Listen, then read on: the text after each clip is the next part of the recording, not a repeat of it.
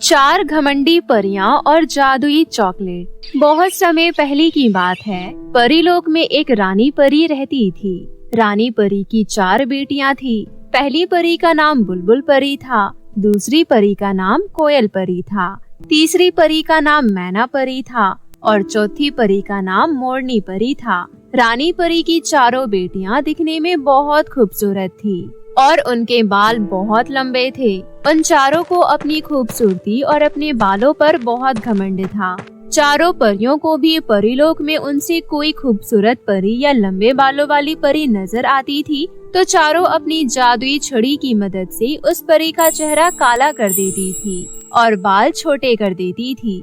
एक दिन चारों परी बहनें परीलोक की सैर कर रही होती है। तभी उन्हें एक घर दिखाई देता है जिसमें किसी की शादी हो रही थी। बुलबुल परी तीनों परियों से कहती है, अरे वो देखो, किसी की शादी हो रही है, चलो चलकर देखते हैं। हाँ चलो चलो चलकर देखते हैं। चारों परी उस घर में शादी देखने चली जाती है। दुल्हन बहुत ही खूबसूरत थी और उसके बाल भी बहुत लंबे थे। दुल्हन को देखकर चारों परी बहनों को उस दुल्हन से जलन होने लगती है। दुल्हन को देखकर मैना परी अपनी तीनों बहनों से कहती है, अरे ये दुल्हन तो कुछ ज्यादा ही खूबसूरत है। मुझे तो पता ही नहीं था कि परीलोक में हमसे भी ज्यादा खूबसूरत परियां रहती हैं। हाँ आपने सही कहा। इसकी खूबसूरती देखकर तो मेरा खून उबल रहा है। मन तो कर रहा है अभी जाकर इसका चेहरा और बाल खराब कर दूं। हाँ हाँ चलो, हम सब मिलकर इसको बदसूरत बना देते हैं। इसके बाद चारों बहनें दुल्हन के पास चली जाती है। दुल्हन के साथ उसका दूल्हा भी खड़ा होता है। कोयल परी दुल्हन से कहती है, तुम्हारी इतनी ज्यादा खूबसूरत होने की हिम्मत कैसे हुई? तो क्या हुआ, भगवान ने मुझे खूबसूरत बनाया है तो इसमें मेरी क्या गलती। मैं इतनी खूबसूरत हूँ तो आपको क्या परेशानी हो रही है? हमें परेशानी है। इस परीलोक में हम चारों बहनों के सिवा और कोई खूबसूरत नहीं दिख सकता। ये तुम क्या कह रही हो? आज मेरी शादी है, मेरा समय बर्बाद मत करो। अच्छा, तेरा समय बर्बाद हो रहा है, अब देख तू हमारा कमाल। इसके बाद चारों बहनें उस दुल्हन का चेहरा काला कर देती है और उसके बाल भी छोटे कर देती है। ये सब देखकर दूल्हे को बहुत गुस्सा आता है और दूल्हा वो उन परियों से कहता है, तुम चारों बहनें पागल हो गई हो क्या? आज हमारी शादी है, ये क्या कर दिया तुम चारों ने? मैं तुम चारों को छोड़ूंगा नहीं। रुक जा, मैं भी देखती हूँ कौन किसे नहीं छोड़ेगा। उसके बाद चारों परी बहनें दूल्हे का चेहरा भी काला कर देती है। ये देखकर चारों परी बहनें जोर जोर से दूल्हा दुल्हन पर हंसने लगती है और उनका मजाक उड़ाने लगती है। कोयल परी हंसते हुए कहती है, अब तुम्हारे साथ बिल्कुल ठीक हुआ, तुम दोनों इसी लायक हो। इसके बाद चारों परी बहनें वहाँ से चली जाती है। अगले दिन दुल्हन की माँ अपनी बेटी और अपने दामाद के साथ रानी परी के पास जाती है। दुल्हन की माँ रानी परी से कहती है, ये देखिए रानी परी, आपकी चारों बेटियों ने मेरी बेटी और दामाद का क्या हाल किया है। मेरी बेटी की शादी वाले दिन इसको काला कर दिया और इसके बाल छोटे कर दिए और मेरे दामाद का भी चेहरा काला कर दिया। मेरी बेटी और दामाद ने आपकी बेटियों का क्या बिगाड़ा था जो उन्होंने ऐसा किया? अपनी बेटियों की ये हरकत सुनकर चारों बेटियों पर रानी परी को बहुत गुस्सा आता है। रानी परी दुल्हन की माँ से कहती है, मैं आपसे अपनी बेटियों की तरफ से माफी मांगती हूँ, आप चिंता मत करो, मैं अभी सब ठीक कर देती हूँ। उसके बाद रानी परी दूल्हा दुल्हन से कहती है, आप दोनों ये चॉकलेट खा लो, ये जादुई चॉकलेट है। इसे खाते ही आप दोनों का चेहरा पहले जैसा सुंदर और साफ हो जाएगा और तुम्हारे बाल भी लंबे हो जाएंगे। दूल्हा दुल्हन जादुई चॉकलेट खा लेते हैं। चॉकलेट खाने के बाद दोनों का चेहरा और बाल पहले जैसा हो जाता है। उसके बाद दूल्हा दुल्हन और उनकी माँ वहाँ से चले जाते हैं। थोड़ी देर बाद रानी परी अपनी चारों बेटियों को अपने पास बुलाती है और उनसे गुस्से में कहती है, आज तुम चारों की वजह से मुझे सबके सामने शर्मिंदा होना पड़ा। इस बार मैं तुम चारों को माफ कर रही हूँ, लेकिन अगली बार तुमने दोबारा ऐसी कोई गलत हरकत की तो मैं तुम चारों को छोड़ूंगी नहीं, ये बात याद रखना। इस तरह रानी परी अपनी चारों बेटियों के मन में डर बैठाने की कोशिश करती है। चारों बहनें रानी परी की डांट सुन लेती है। उसके बाद चारों बहनें अपने कमरे में जाकर आपस में बात करती है। आज हमें माँ ने बहुत डांटा है, क्या अब हम ये सब नहीं करेंगे? अगर हम ये सब नहीं करेंगे तो परीलोक में बहुत सारी खूबसूरत परियां आ जाएंगी। मुझे तो कुछ समझ में ही नहीं आ रहा। अरे छोड़ो ना, माँ ने डांट दिया तो क्या हुआ? इसका मतलब ये तो नहीं हुआ कि हम अपनी शरारतें छोड़ देंगे। हम वही करेंगे जो हमारा मन करेगा। ज्यादा से ज्यादा माँ क्या करेंगी? हमें डांट देंगी या 2 थप्पड़ मार देंगी। इसके बाद चारों परी बहनें पृथ्वीलोक घूमने चली जाती है। पृथ्वीलोक के जंगल में चारों परी बहनें एक साधु को तपस्या करते हुए देखती हैं। साधु को देखती ही चारों बहनों के मन में शरारत सूझती है। तभी कोयल परी कहती है, लगता है ये साधु बुढ़ा सालों से यहाँ तपस्या कर रहा है, चलो इसे मजा चखाते हैं। चारों परी बहन ने अपनी छड़ी की मदद से साधु को हवा में उड़ाते हुए एक नदी में गिरा देती है, जिससे साधु की तपस्या भंग हो जाती है और वो पानी में गिरते ही छटपटाने लगता है। उसे छटपटाता हुआ देखकर चारों बहनें जोर जोर से हंसने लगती है। साधु नदी से बाहर आता है और गुस्से से चारों परी बहनों से कहता है, अच्छा, ये हरकत तुम चारों ने की है। मेरी सालों की तपस्या भंग करके तुम चारों ने बहुत गलत किया है। तुम्हें तुम्हारी इस गलती की सजा जरूर मिलेगी। इतना बोलकर साधु एक मंत्र पढ़ता है। साधु के मंत्र पढ़ते ही चारों परी बहनें कोयले जैसी काली हो जाती है और उनके बाल छोटे और सफेद हो जाते हैं। अपना ये भयानक रूप देखकर चारों परी बहनों को बहुत गुस्सा आता है। चारों परी बहनें अपनी जादुई छड़ी की मदद से साधु पर हमला करती है, लेकिन साधु पर उनकी छड़ी का कोई असर नहीं हो रहा था। अचानक साधु वहाँ से गायब हो जाता है। चारों परी बहनें अपनी जादुई छड़ी की मदद से अपने चेहरे और बाल को ठीक करने की कोशिश करती है, लेकिन उनके छड़ी के जादू से उन पर कोई असर नहीं पड़ता। इसके बाद चारों परी बहनें परीलोक चली जाती है और रानी परी को सारी बात बताती है। रानी परी गुस्से से चारों बहनों से कहती है, मैंने तुम चारों को मना किया था ना कि बेकार की शरारतें मत करना, लेकिन तुम अपनी शरारतों से बाज नहीं आई और अपना हुलिया खराब करके आ गई। माँ, हमें माफ कर दीजिए। अब हम ये गलती दोबारा नहीं करेंगे। प्लीज माँ, हमारी मदद कीजिए। हमें पहले जैसा कर दीजिए। मैं तुम्हें पहले जैसा तो कर दूंगी, लेकिन तुम चारों को वादा करना पड़ेगा कि तुम दोबारा कोई भी गलत काम नहीं करोगी और किसी को परेशान नहीं करोगी। अगर तुमने ऐसा किया तो मैं ही तुम्हारा चेहरा और बाल खराब कर दूंगी और कभी ठीक नहीं करूंगी। माँ, हम वादा करते हैं कि अब हम दोबारा कोई भी गलत काम नहीं करेंगे और किसी को परेशान नहीं करेंगे। माँ, बस आप हमें ठीक कर दीजिए। ये लो, ये चॉकलेट खा लो। ये जादुई चॉकलेट है। इसे खाने के बाद तुम चारों पहले जैसी हो जाओगी। चारों बहनें जादुई चॉकलेट खा लेती है और वो पहले जैसी हो जाती है। उन्हें अब अपनी गलती का एहसास हो जाता है। अब वो किसी भी खूबसूरत परी का चेहरा और बाल खराब नहीं करती है और खुशी खुशी परीलोक में रहने लगती है। मैत्री नाम की एक लड़की अपनी माँ के साथ रहती थी। मैत्री के पड़ोस में आकृति नाम की एक लड़की रहती थी।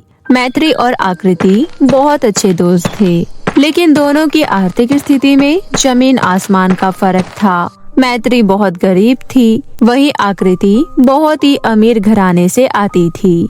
मैत्री पढ़ाई में अच्छी थी, इसलिए टेस्ट देकर उसका आकृति के स्कूल में एडमिशन हो जाता है। एक दिन मैत्री की माँ को बुखार हो जाता है। अपनी माँ को देख मैत्री सोचती है, माँ को तो बहुत बुखार है, मैं इन्हें ऐसे छोड़कर स्कूल नहीं जा सकती हूँ, लेकिन मैं रिया की कॉपी लेकर आई हूँ, उसे देना भी जरूरी है। तभी आकृति मैत्री के घर आ जाती है। अरे, तू अभी तक स्कूल जाने के लिए तैयार नहीं हुई?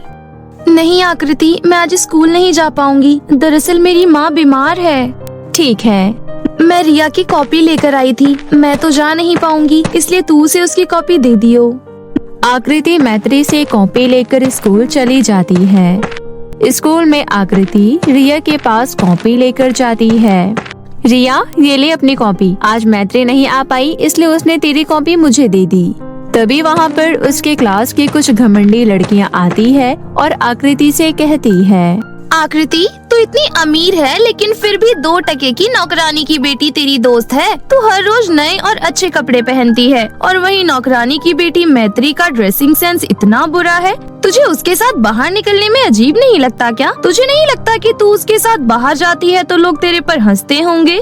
अरे निशा, मैं उसे अपनी कोई दोस्त नहीं समझती। वैसे भी तुझे तो पता ही है वो पढ़ाई में बहुत अच्छी है। मैं उसे दोस्ती का नाटक करती हूँ, इसलिए वो मुझे पेपर में बता देती है, वरना मैं तो फेल ही हो जाऊंगी। और वैसे तू देखती नहीं है क्या मैं उस पर कितना रौब जमाती हूँ। मैं उसे जो बोलती हूँ वो करती है। इन गरीबों को बेवकूफ बनाकर काम निकलवाना मैं अच्छे से जानती हूँ। हमें तो ऐसा कभी नहीं लगा कि तू उस पर रोब जमाती है। आज भी देख, रिया को कॉपी देने तू आई क्योंकि मैत्री नहीं आ पाई। हम तो देख रहे हैं कि तू उसका काम करती है। अच्छा, तुम सबको ऐसा लगता है? मैं तुम सबसे शर्त लगा सकती हूँ इस बात पर कि मैं उसे जो बोलती हूँ वो करती है। अगर यकीन नहीं आता तो कल ही मैं तुम सबको यकीन दिला दूंगी। अगले दिन मैत्री स्कूल आती है। वो देख आकृति, 2 टके की नौकरानी आ गई। तुझे अपनी शर्त याद है ना? हाँ, तुम सब यही खड़े रहना। आकृति मैत्री के पास जाती है और बोलती है, मैत्री, मेरी सोने की अंगूठी कहीं खो गई है। मैं इतनी देर से ढूंढ रही हूँ, मिल ही नहीं रही। मुझे ऐसा लगता है कि जब मैं कुरकुरे का पैकेट डस्टबिन में फेंकने गई थी तब मेरी अंगूठी भी डस्टबिन में गिर गई, लेकिन मैं डस्टबिन में कैसे देखूं? बस इतनी सी बात, मैं डस्टबिन में हाथ डालकर तेरी अंगूठी देखती हूँ। मैत्री डस्टबिन के पास जाती है। पीछे से आकृति भी अपनी घमंडी सहेलियों को लेकर जाती है। मैत्री डस्टबिन में हाथ डालकर आकृति की सोने की अंगूठी देखने लगती है। पीछे से सारी लड़कियां उसे देखकर हंस रही थी। देख रही हो ना तुम सब, कैसे आज मेरे कहने पर इसने डस्टबिन में भी हाथ डाल दिया। बेचारी को पता भी नहीं कि मैंने उसे उल्लू बनाया है। सोने की अंगूठी तो मैं घर पर रख कर आई हूँ। वहाँ मैत्री डस्टबिन में सोने की अंगूठी ढूंढ रही थी। बहुत देर तक ढूंढने के बाद उसे सोने की अंगूठी नहीं मिलती है। मैत्री आकृति के पास आती है। आकृति, डस्टबिन में तो सोने की अंगूठी है ही नहीं। मैंने अच्छे से हाथ डालकर चेक किया है। कोई बात नहीं यार, मुझे लगता है घर पर ही रह गई होगी। वैसे अब तू क्लास के अंदर मत जा, क्योंकि तेरे में से बहुत बुरी स्मेल आ रही है। अगर तू क्लास में गई तो कोई भी इतनी बुरी स्मेल के साथ क्लास में नहीं बैठ पाएगा। अभी घर चली जा, कल नहा धोकर आइयो। लेकिन सोने की अंगूठी घर पर भी नहीं मिली तो क्या हो गया? मैं बहुत अमीर हूँ। अगर ये सोने की अंगूठी खो गई तो मैं दूसरी बनवा लूंगी। उसके बाद मैत्री घर वापस चली जाती है। ऐसे ही दिन बीत रहे थे। दोनों को स्कूल से प्रोजेक्ट मिलता है। शाम को आकृति मैत्री के घर आती है। मैत्री, प्रोजेक्ट बनाने के लिए सामान लेने जाना है, तू भी चलेगी क्या? बहुत सारा सामान है, मैं उठा नहीं पाऊंगी, इसलिए तू उठाने में मेरी मदद कर दियो। ठीक है, वैसे मुझे भी प्रोजेक्ट का सामान खरीदना है। मैं ज्यादा कुछ नहीं खरीदूंगी, सिंपल सा प्रोजेक्ट बनाकर दे दूंगी। मैत्री अपनी माँ से कुछ पैसे लेती है। उसके बाद दोनों दुकान की तरफ जाने लगते हैं, लेकिन तभी रास्ते में उन्हें एक बहुत गरीब लड़की नजर आती है जो सड़क पर रो रही थी। आकृति, वहाँ देख, वो लड़की सड़क पर बैठकर रो रही है। हमें उससे बात करनी चाहिए। नहीं, मैं नहीं जाऊंगी। तभी वो लड़की खुद ही रोते हुए दोनों के पास आ जाती है। दीदी, मुझे भूख लग रही है, मुझे कुछ खाने के लिए दे दो या कुछ पैसे दे दो, मैं खुद खरीद कर खा लूंगी। मेरे पास प्रोजेक्ट का सामान लेने के पैसे हैं। अगर मैंने तुझे दे दिया तो अपना प्रोजेक्ट कैसे बना पाऊंगी? चल हट, कहाँ से उठकर आ जाते हैं। हमें खाना दे दो, हमें पैसे दे दो, जैसे मानो हम इनके लिए ही पैसे लेकर बाहर आते हैं। आकृति, तू इतना गुस्सा क्यों कर रही है? तुझे नहीं देना तो मत दे। दीदी, बड़ी वाली दीदी ने तो कुछ नहीं दिया, आप ही कुछ दे दो। मैं खुद गरीब हूँ, इसलिए मेरे पास ज्यादा पैसे तो नहीं है, लेकिन अभी मैं प्रोजेक्ट के लिए कुछ पैसे लेकर आई थी। ये पैसे तुम रख लो। लेकिन फिर आप अपना प्रोजेक्ट कैसे बना पाओगी? नहीं बनाऊंगी, मैम को बोल दूंगी कि मेरे पास पैसे नहीं थे इसलिए नहीं बना पाई। उसके बाद मैत्री अपने प्रोजेक्ट के पैसे उस गरीब लड़की को दे देती है। वो गरीब लड़की पैसे लेकर वहाँ से चली जाती है।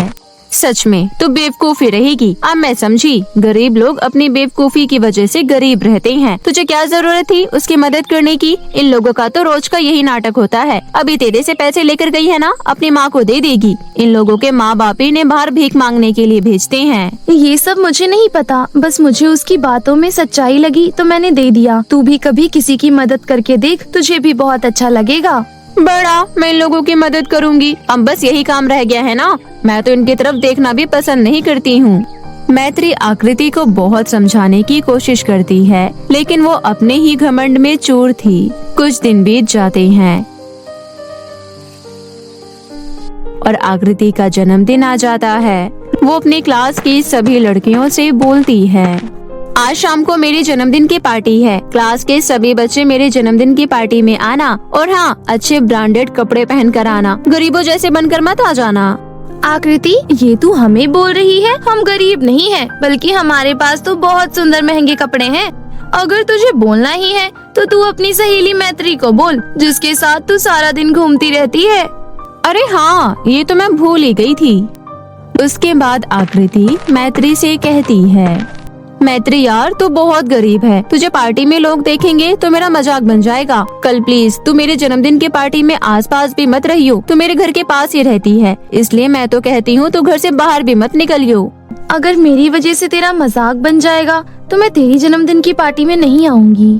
उसके बाद क्लास की सभी लड़कियाँ हंसने लगती है। तभी निशा बोलती है, मान गए आकृति तुझे। आज मुझे पहली बार लगा कि तू सच में इस लड़की को अपनी दोस्त नहीं समझती है। उस दिन तूने प्लान बनाकर इससे डस्टबिन के अंदर हाथ डलवाया था, लेकिन फिर भी मुझे कहीं न कहीं लग रहा था कि तू मन में इसे अपनी दोस्त मानती है। लेकिन अब तू अपने जन्मदिन की पार्टी में इसे नहीं बुला रही है, इसलिए अब तो मुझे यकीन हो गया है।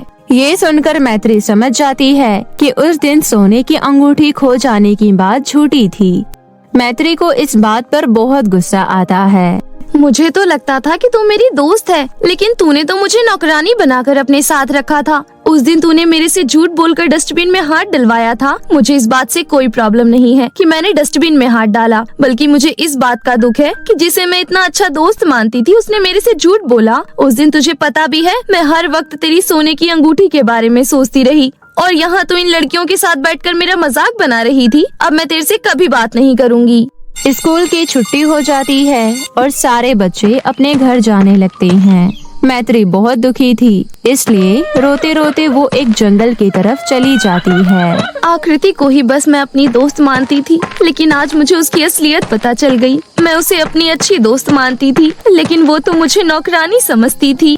कुछ देर तक ऐसे ही रोने के बाद मैत्री को प्यास लग जाती है। उसी जंगल में एक नदी था। मैत्री नदी के तरफ जाती है, लेकिन तभी वो देखती है कि नदी के किनारे 2 सोने और चांदी के लहंगे रखे हुए हैं।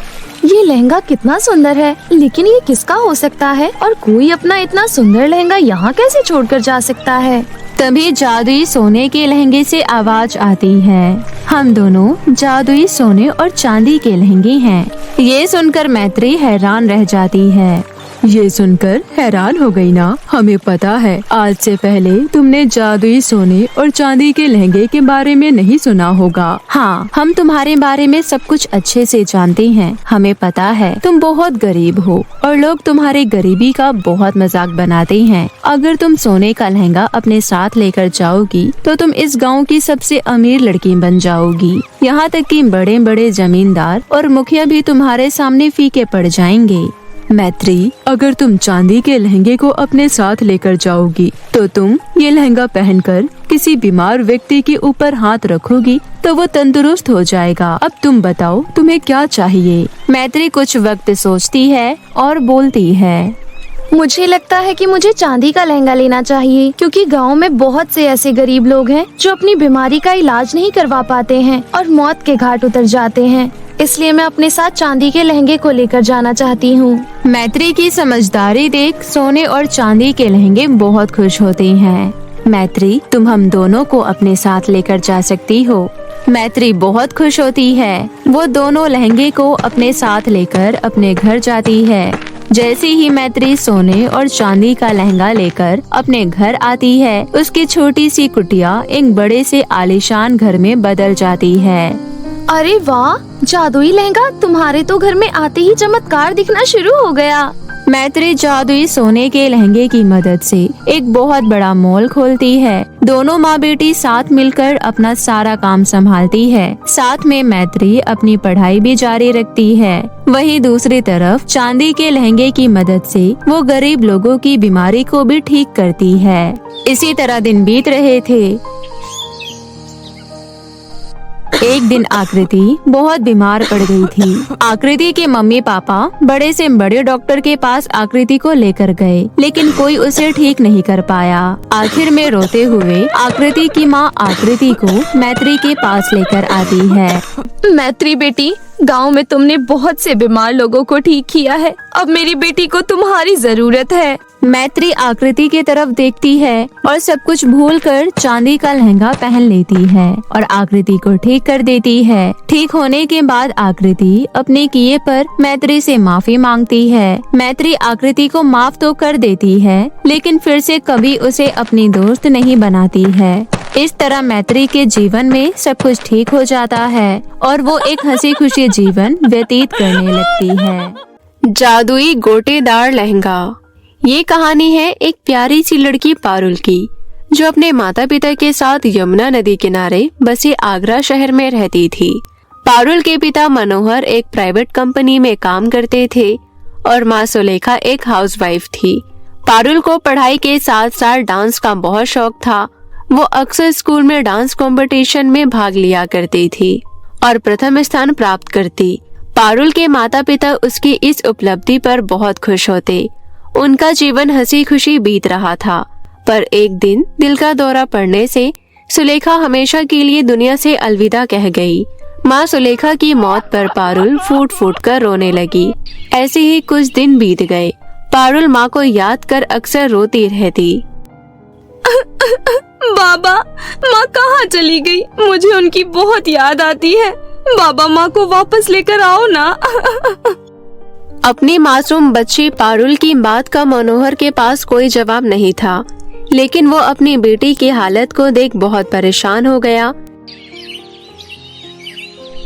फिर एक दिन पड़ोस में रहने वाली विमला काकी ने मनोहर को समझाते हुए कहा, बेटा मनोहर, अपने आप को संभालो। अभी तुम्हारे ऊपर पारुल बिटिया की जिम्मेदारी है। तू मेरी बात मान तो दूसरी शादी कर ले। इससे पारुल बिटिया को माँ का प्यार मिल जाएगा, वरना माँ के बिना बच्ची बिल्कुल अकेली ही हो जाएगी। काफी सोच और विचार करने के बाद मनोहर ने रचना नाम की औरत से दूसरी शादी कर ली। रचना की पहले पति से अपनी एक बेटी भी थी। नाम था उसका वर्षा। वर्षा दिखने में बिल्कुल भी सुंदर नहीं थी। रचना और वर्षा दोनों पारुल को देख बहुत जलते थे। मनोहर के काम पर जाने के बाद रचना दिन भर कमरे में आराम करती और बेचारी पारुल से घर का सारा काम करवाती। रचना पारुल को बहुत परेशान किया करती थी, लेकिन जैसे ही मनोहर काम पर से घर लौटता, रचना उसके सामने एक अच्छी माँ होने का दिखावा करती। पारुल बेटी, कहाँ हो तुम? इधर आओ मेरे पास। देखो, मैंने तुम्हारे लिए खीर बनाई है। आज मैं तुम्हें अपने हाथों से खीर खिलाऊंगी। ये देख मनोहर मन ही मन खुश होते हुए बोला, रचना कितनी अच्छी है। ये मेरी बेटी का कितने अच्छे से ख्याल रखती है। अब मुझे परेशान होने की जरूरत नहीं। रचना एक सगी माँ की तरह मेरी बेटी को प्यार करती है। इस तरह मनोहर बेफिक्र होकर अपने काम में व्यस्त हो गया। वहीं रचना का पारुल पर अत्याचार दिन पर दिन बढ़ता ही चला गया। इस बात से पारुल बहुत दुखी रहती। पारुल को डांस का बहुत शौक था, इसलिए सबके सो जाने के बाद वो चोरी छुपे डांस की प्रैक्टिस किया करती थी। ऐसे ही धीरे धीरे वक्त बीता। पारुल और उसकी सौतेली बहन वर्षा अब बड़ी हो गई थी। वर्षा कॉलेज में पढ़ती थी। वहीं रचना ने पारुल का स्कूल जाना बीच में ही बंद करवाकर उसे घर के कामों में लगा दिया, इसलिए वो आज भी घर के कामों में ही व्यस्त थी। पारुल, अरे ओ महारानी, कहाँ मर गई? कितने देर से तुझे आवाज लगा रही हूँ। कहाँ थी तू अब तक?